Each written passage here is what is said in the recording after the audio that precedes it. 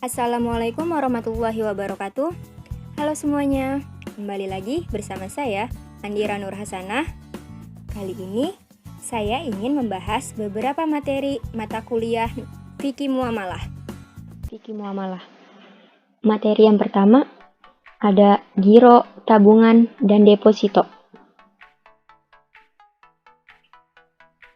Giro syariah. Giro syariah adalah simpanan dana masyarakat yang tujuannya untuk memudahkan transaksi bisnis yang penarikannya dapat dilakukan setiap saat. Giro di sini dibagi menjadi dua, ada giro wadiah dan ada giro mudharabah. Giro wadiah itu bersifat titipan, keuntungan dan kerugian dari penyaluran dana ditanggung oleh bank sepenuhnya dan tidak ada imbalan atau bonus yang dijanjikan oleh bank. Giro mudharabah. Bank di sini selaku mudharib atau pengelola dana dan nasabah di sini sebagai shahibul mal atau pemilik dana. Mudharib boleh melakukan usaha apa saja atau melakukan pembiayaan kepada siapa saja asalkan tidak keluar dari prinsip syariah.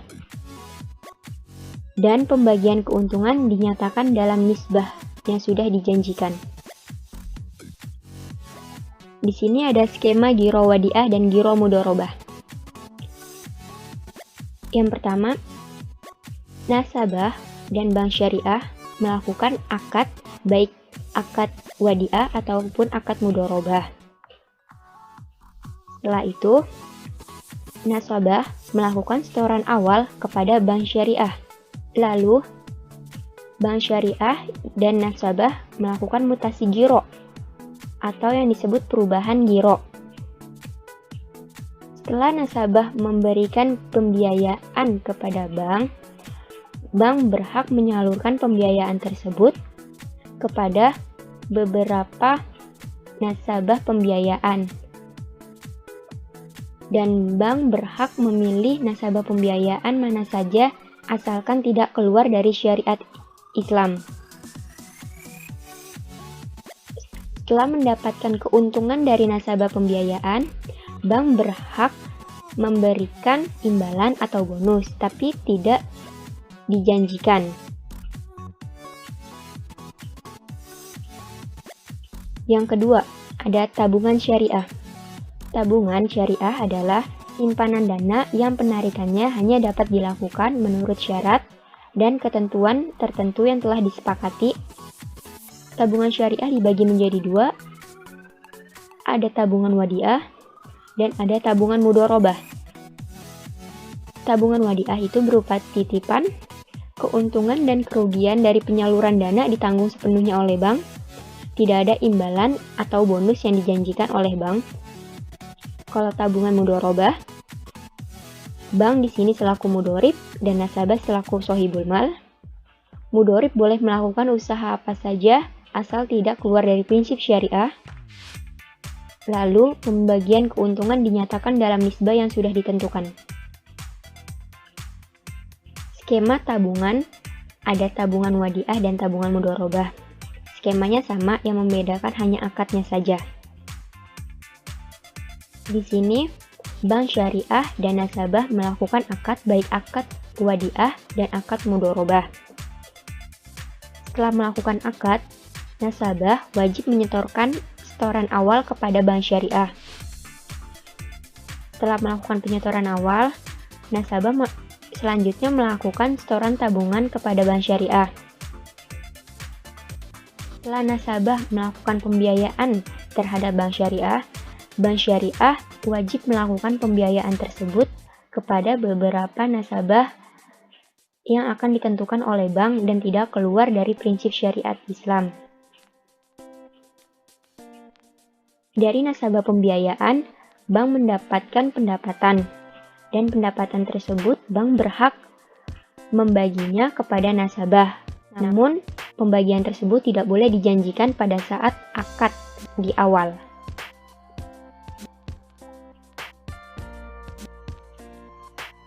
Selanjutnya ada deposito syariah. Deposito syariah dibagi menjadi dua. Ada deposito mudharabah mutlaqah dan ada deposito murabahah muqayyadah. Deposito mudharabah mutlaqah. Bank selaku mudorib dan nasabah sebagai sohibul mal. Mudorib boleh melakukan usaha apa saja, asalkan tidak keluar dari prinsip syariat Islam. Pembagian keuntungan dinyatakan dalam nisbah atau dinyatakan dalam akad. Kalau deposito mudharabah muqayyadah itu, bank selaku mudorib dan nasabah sebagai sohibul mal, tetapi mudorib hanya boleh melakukan usahanya sesuai yang disyaratkan oleh nasabah. Lalu pembagian keuntungannya dinyatakan dalam nisbah yang sudah dijanjikan. Di sini ada skema mudharabah mutlaqah. Bank syariah dan pemilik dana melakukan akad mudharabah mutlaqah. Setelah itu, nasabah atau pemilik dana melakukan deposito kepada bank syariah. Nasabah atau pemilik dana ini telah melakukan pendanaan kepada bank syariah dan bank syariah wajib menyalurkan pembiayaan tersebut ke beberapa nasabah yang akan dipilih oleh bank tetapi tidak keluar dari syariat Islam. Lalu dari nasabah pembiayaan ini, bank syariah mendapatkan keuntungan. Setelah mendapat keuntungan, bank syariah wajib membagikan hasil keuntungan itu kepada nasabah sesuai dengan nisbah yang sudah disepakati di awal. Dan terjadi pencairan dana deposito untuk nasabah pemilik dana. Kalau skema deposito mudharabah muqayyadah itu, yang membedakannya hanya nasabah pembiayaannya. Jadi, bank syariah wajib menyalurkan pembiayaan sesuai dengan persyaratan nasabah deposito. Materi selanjutnya ada materi mengenai produk penyaluran dana pada bank syariah. Yang pertama, produk jual beli dengan akad murabahah. Murabahah adalah salah satu jual beli yang bersifat amanah. Amanah di sini maksudnya di mana dalam transaksi jual beli tersebut, penjual menyebutkan dengan jelas barang tersebut dan harga pembelian serta keuntungan yang diambil oleh penjual. Skema murabahah. Yang terlibat di sini ada BUS atau UUS. BUS adalah Badan Unit Syariah atau UUS adalah Usaha Unit Syariah dan nasabah. BUS atau UUS dan nasabah melakukan negosiasi dan pemenuhan persyaratan. Setelah terjadi negosiasi, BUS atau UUS dan nasabah melakukan akad jual beli dengan akad murabahah. Lalu, BUS atau UUS membeli barang kepada supplier atau penjual barang tersebut. Lalu BUS atau UUS membayar barang tersebut. Setelah dibayar, supplier atau penjual wajib mengirimkan barang tersebut kepada nasabah.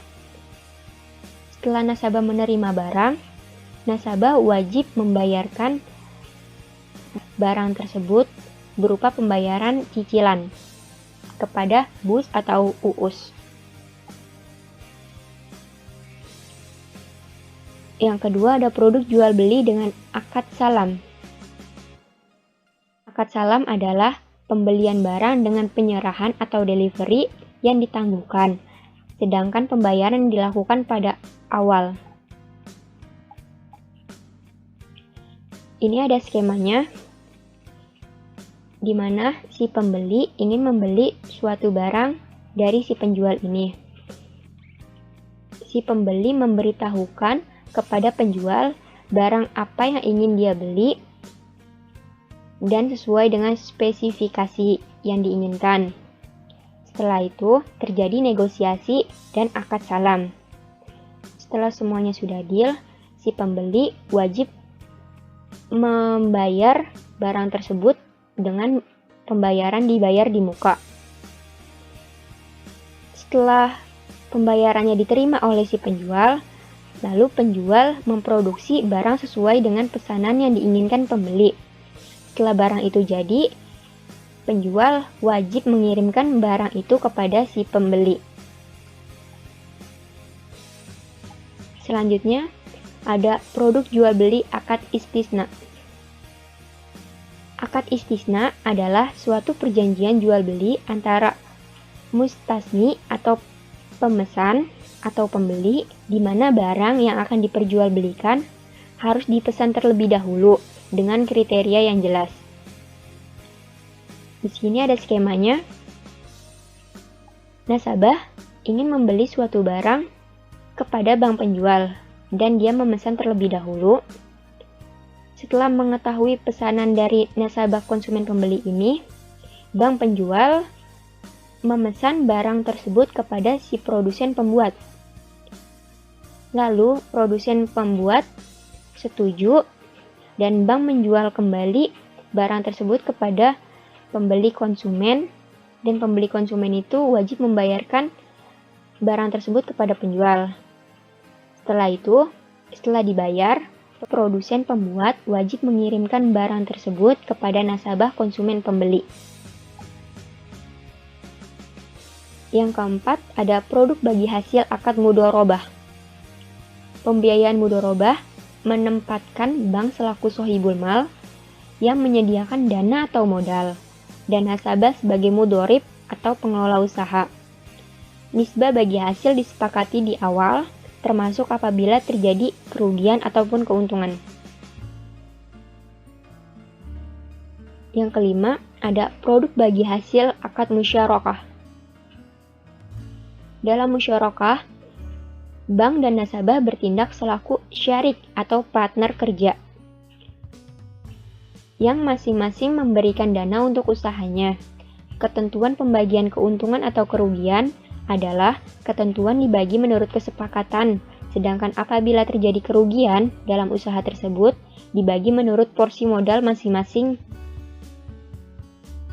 Di sini ada skema musyarakah, di mana mitra 1 dan mitra 2 sama-sama memiliki dana dan mereka ingin membuka proyek usaha.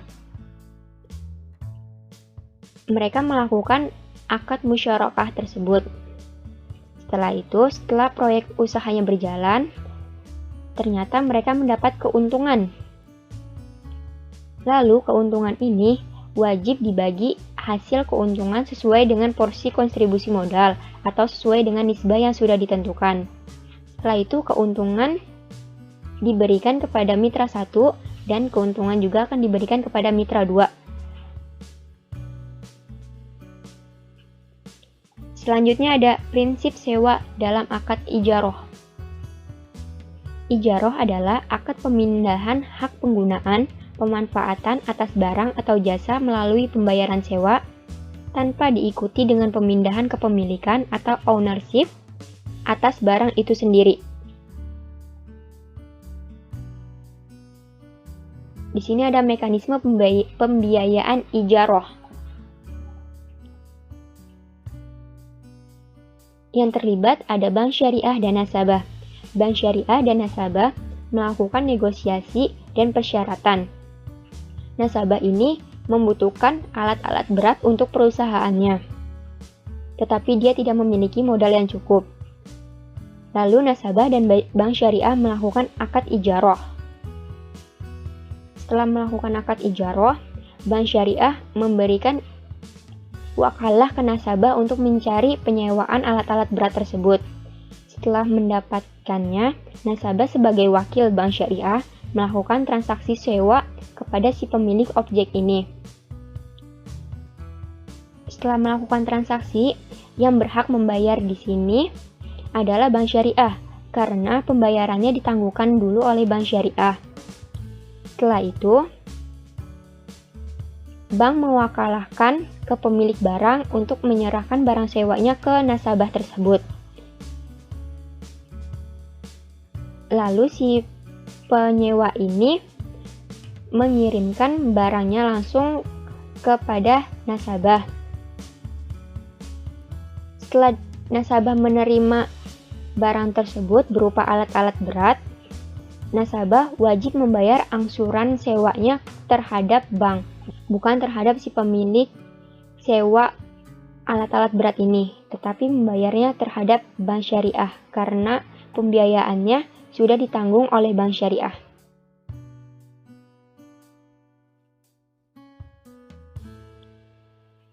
Selanjutnya, ada prinsip sewa dengan ijarah muttahiyah bitamlik. Ijarah muttahiyah bitamlik disebut juga dengan ijarah wa iqtina, adalah perpaduan antara kontrak jual beli dan sewa, atau dengan kata lain, akad sewa yang diakhiri pemindahan kepemilikan ke tangan penyewa. Di sini ada mekanisme pembiayaan ijarah muttahiyah bitamlik. Yang terlibat di sini ada bank syariah, nasabah, dan developer. Bank syariah dan nasabah melakukan negosiasi dan persyaratan, di mana nasabah membutuhkan dana untuk membeli suatu rumah. Setelah itu, nasabah dan bank syariah melakukan akad ijarah muttahiyah bitamlik tersebut. Setelah setuju, bank syariah membeli dan membayar kepada developer untuk disewakan kepada nasabah ini. Setelah setuju, bank syariah wajib memberitahu nasabah. Bank syariah dan nasabah wajib melakukan penandatanganan akad tersebut yang sudah disepakati. Lalu bank syariah mewakalahkan kepada developer untuk menyerahkan rumah tersebut yang sudah dipesan oleh bank syariah kepada nasabah. Lalu nasabah membayarnya dengan bayaran sewa bulanan kepada bank syariah. Setelah sewa bulanannya sudah selesai, bank syariah berhak memberikan surat-surat rumah tersebut kepada si nasabah ini karena sudah terjadi perlunasan untuk pembelian rumah itu. Selanjutnya, ada prinsip pinjaman dengan akad qardul hasan. Qardul hasan adalah kegiatan penyaluran dana dalam bentuk pinjaman kebijakan tanpa imbalan dengan kewajiban pihak peminjam mengembalikan pokok pinjaman secara sekaligus atau cicilan dalam jangka waktu tertentu.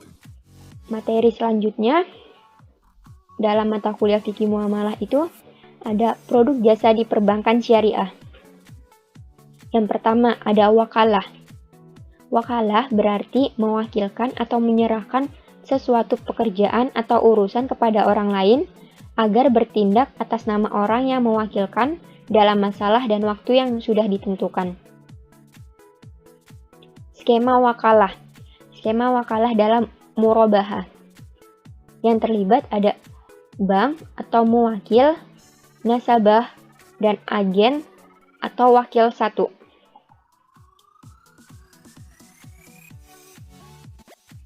Di mana nasabah ini menginginkan suatu barang dan melakukan pesanan terhadap bank atau mewakil.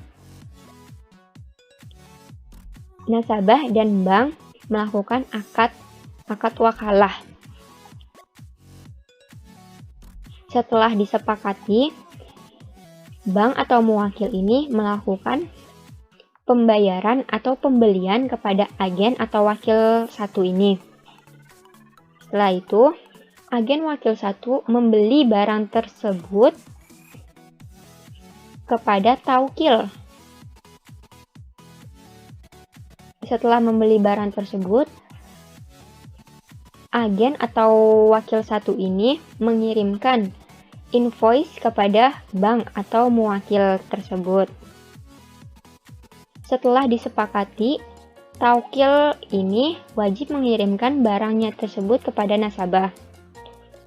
Lalu setelah itu, nasabah wajib membayarkan barang tersebut kepada bank atau mewakil. Selanjutnya ada hawalah. Hawalah adalah pengalihan utang dari orang yang berutang kepada orang lain yang wajib menanggungnya. Skemanya di sini ada penyuplai, pembeli, dan pengambil alih.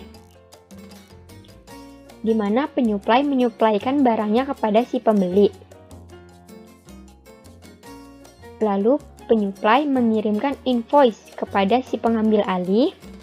Setelah mengirimkan invoice, pengambil alih wajib membayarkan atas suplaian barang tersebut kepada penyuplai barang.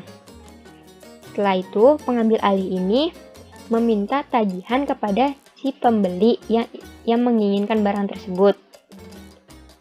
Setelah menagih, si pembeli wajib membayarkan tagihan tersebut kepada si pengambil alih ini. Selanjutnya ada ran. Ran adalah semacam jaminan atau gadai.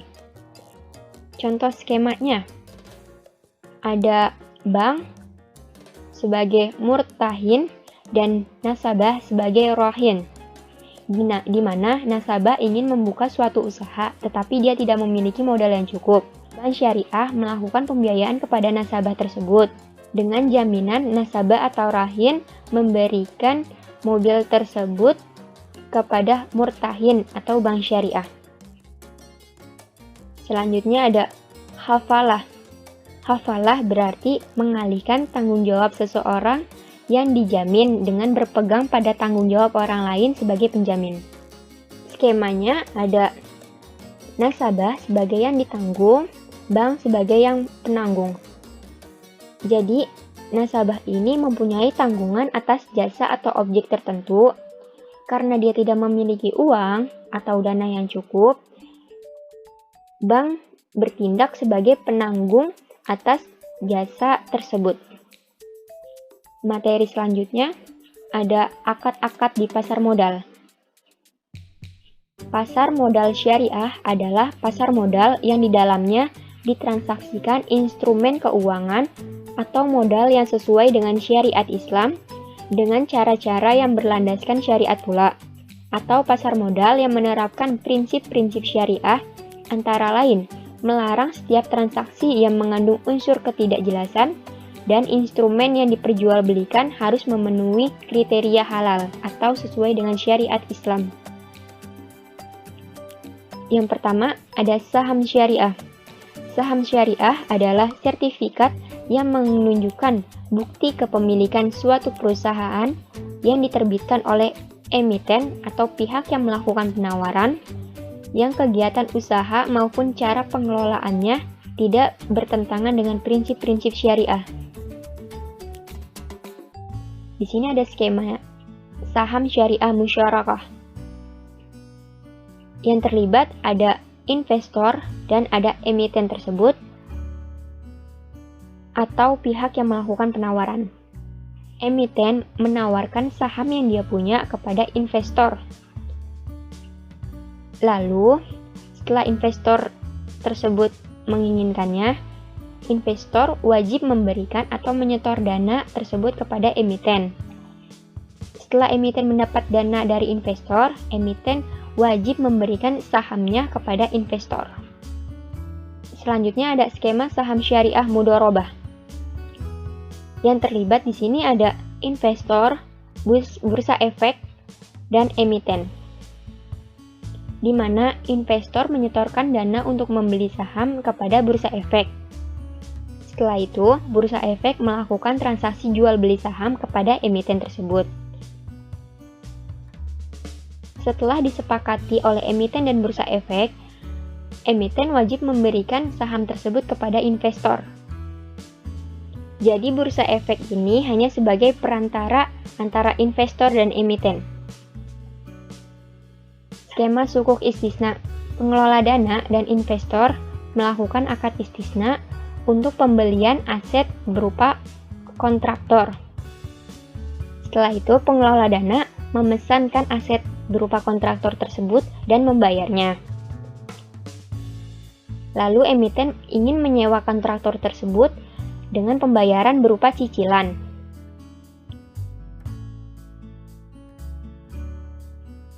Setelah dibayar berupa cicilan tersebut, pengelola dana mendapatkan dana dari emiten dan pengelola dana berhak menyetor hasil sewa kepada investor tersebut.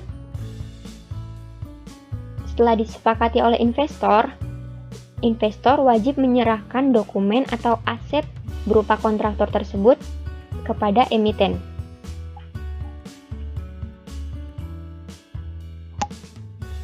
Yang selanjutnya reksadana mudharabah, di mana para investor menyetor dananya kepada pengelola dana. Setelah pengelola dana menerima dana dari investor-investor tersebut, pengelola dana wajib melaporkan kegiatannya itu kepada Bapepam LK.DSN MUI. Setelah itu, Bapepam LK.DSN MUI melakukan pengawasan terhadap si pengelola dana ini. Lalu pengelola dana ingin membeli surat berharga dari pasar modal. Setelah itu, pasar modal melakukan jual beli efek kepada emiten dan emiten melakukan bagi hasil sesuai dengan nisbah.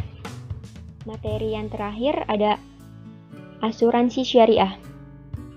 Pengertiannya, menurut Fatwa DSN nomor 21 DSN MUI 10/2001, asuransi syariah atau yang biasa disebut takmin, takaful atau tadomun adalah usaha saling melindungi dan tolong-menolong di antara sejumlah orang atau pihak melalui investasi dalam bentuk aset atau tabaru yang memberikan pola pengembalian untuk menghadapi risiko tertentu melalui akad atau perikatan yang sesuai dengan syariat Islam.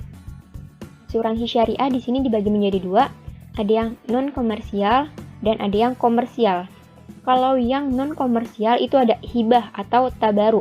Tabaru berarti memberikan dana kebijakan dengan niat ikhlas dengan tujuan membantu satu sama lain sesama peserta takaful apabila ada peserta yang tertimpa musibah.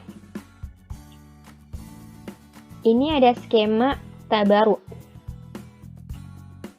Yang terlibat di sini ada nasabah dan perusahaan atau pengelola. Nasabah di sini sebagai penerima dan penanggung, perusahaan di sini sebagai pengelola. Di mana nasabah memberikan dana hibahnya untuk saling tolong-menolong, bukan untuk komersil, kepada perusahaan.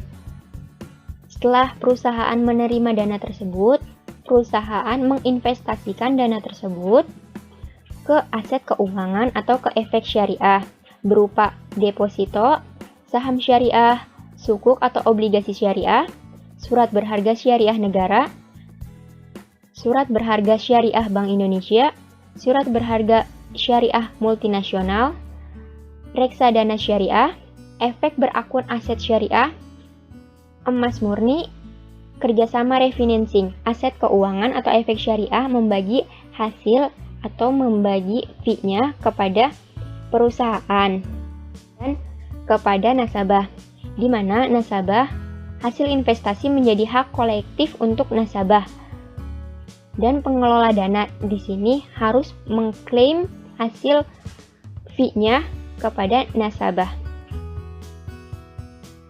Yang selanjutnya yang komersial ada berupa akad mudharabah mustarokah, wakalah bil ujroh, dan musyarakah. Di sini saya ingin mengambil satu contoh skema mudharabah mustarokah. Skema akad mudharabah mustarokah pada asuransi syariah yang terlibat masih sama, ada nasabah sebagai sohibul mal dan perusahaan sebagai mudharib atau investor. Nasabah memberikan dananya berupa atau non-unsur tabungan kepada si perusahaan ini. Dan perusahaan wajib menginvestasikan dananya ini kepada aset keuangan atau efek syariah berupa deposito, saham syariah, sukuk atau obligasi syariah, dan lain-lain. Setelah itu, aset keuangan atau efek syariah membagi return kepada perusahaan atau mudharib ini. Setelah terjadi pembagian return dari aset keuangan, perusahaan wajib mengklaim atau membagi hasil dari keuntungan tersebut kepada nasabah atau sohibul mal. Cukup sekian materi yang bisa saya sampaikan. Mohon maaf apabila ada kesalahan dalam isi materi ataupun kesalahan dalam penyampaian materi. Semoga materi ini bisa bermanfaat. Dan terima kasih bagi yang sudah menonton, and see you next video.